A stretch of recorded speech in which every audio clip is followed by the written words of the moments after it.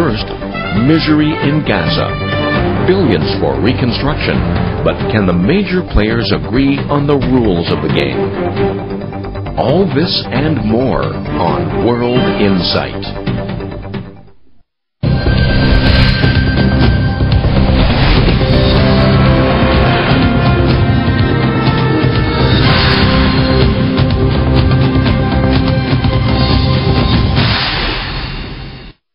You're watching World Insight with me, James Chow. We're in our studio in Beijing, and as always, coming up a half hour of all the news and analysis on all the stories that count. Right after this, we take you to our first story, and for that we go to the Middle East. As we said, we lead off today in Gaza. 2 months have passed since Israel's 3-week assault, but the wounds are still very raw. Even as the international community struggles to help, concern is now growing that reconstruction could become bogged down in a complex political tangle. Spring rain is usually a blessing in the Mideast, but for these Palestinians, it feels like a curse. Look what happened to us.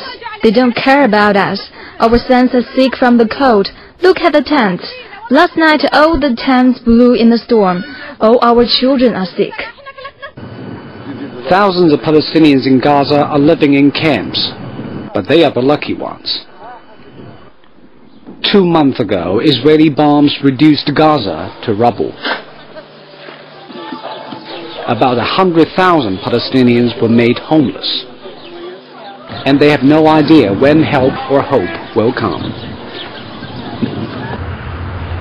Money isn't a problem.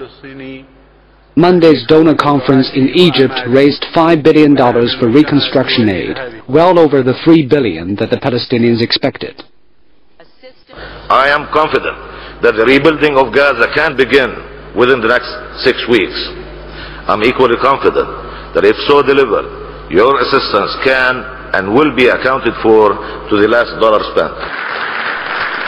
All the aid will be channeled through the Palestinian Authority, led by Mahmoud Abbas. The Palestinian Authority governs the West Bank, but has no sway in Gaza after Hamas took control of the territory in 2007. So the question is, who will lead the reconstruction? And how will the money be spent? 国际社会重建加沙的资金，认捐的这些资金呢 None of the money will go directly to Hamas, but promoting reconstruction in Gaza without any help from Hamas is unrealistic. The Palestinian Authority and Hamas are negotiating a power-sharing deal, but remain far apart. Both have accused the other of diverting the aid for its own benefit. It remains unclear how will the money make its way to the people. Without money, nothing can be done. But even with money, little can be done. Israel controls everything entering Gaza.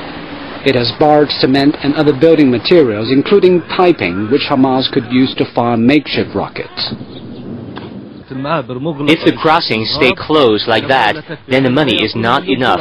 And if they give me $1 million, what can I do in my house? I can't do anything because I need cement and electricity and many materials. But how can I get these materials? Israel has to lift the blockade for reconstruction to begin.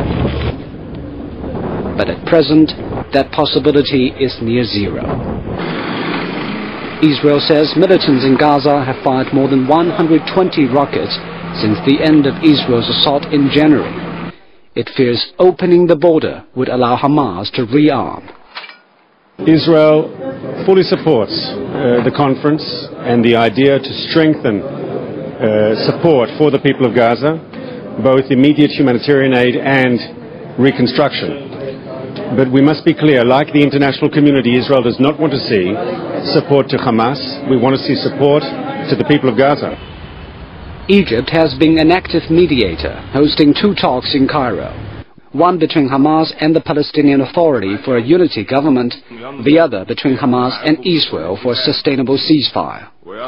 Neither made any progress. Hopes are now on the U.S.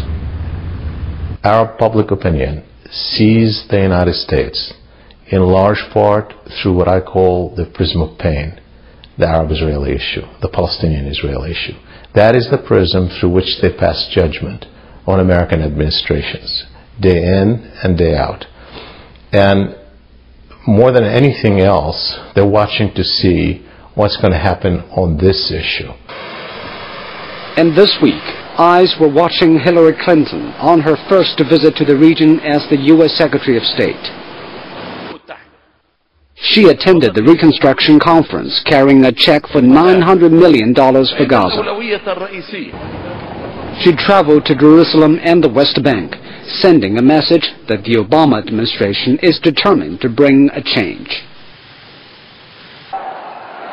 Washington's stance toward Hamas remains tough. They must renounce violence, they must recognize Israel, and they must agree to abide by prior agreements that were entered into by the Palestinian Authority. But Washington is not discouraging the Palestinian Authority and Hamas from forming a unity government. Such openness is a significant shift from the Bush administration, which focused on buttressing a Palestinian Authority and isolating Hamas. For Palestinians, it was a good signal. But in Israel, Clinton got tough once the kissing was over. There she pressed for a two-state solution, a Palestinian state in the West Bank and Gaza Strip coexisting peacefully alongside Israel. During the conference, I emphasized President Obama's and my commitment to working to achieve a two-state solution to the conflict between Israel and the Palestinians, and our support for the Palestinian Authority of President Abbas and Prime Minister Fayyad. But Israeli leaders are less than enthusiastic. The designated Prime Minister Benjamin Netanyahu strongly opposes a totally independent and sovereign Palestinian state. 内塔尼亚胡组成的这个内阁呢，代表着以色列这个右倾的这种风向，也就是 Netanyahu is going to form a right-wing government, which means more hard line on Palestinians. He promotes an economic peace plan, which means focusing less on negotiations and concentrating more on shoring up the Palestinian economy. And he supports the expansion of Jewish settlements in the West Bank. But the U.S. is turning left. The Obama administration is moderate and active in peacemaking. The two nations will grow apart in the future. Hillary Clinton probably remembers that when her husband and Netanyahu were both in power, relations between the U.S. and Israel suffered a rift. During their first meeting in 1996, Netanyahu lectured the U.S. president about the Arab-Israeli conflict. Bill Clinton is quoted as saying, "Who does he think he is? Who is the superpower here?" And this time, with so little positive to talk about, the Secretary of State was tight-lipped. If Netanyahu is the Israeli Prime Minister, it's going to require some fairly tough calls fairly soon, because from what we know of Benjamin Netanyahu, he's not going to be very interested in being open-minded towards Palestinian demands. He's not going to be very interested in a peace process. The U.S. wants to pursue robust peacemaking efforts in the Mideast, but the challenges are great. Washington has to manage Netanyahu, handle Hamas, and get a durable truce in Gaza. Meanwhile, Gaza's people wait and suffer. Reconstruction is not just rebuilding houses, but rebuilding the stalled peace process. Well, if nothing else, one thing is clear. The road to reconstruction will be long and hard.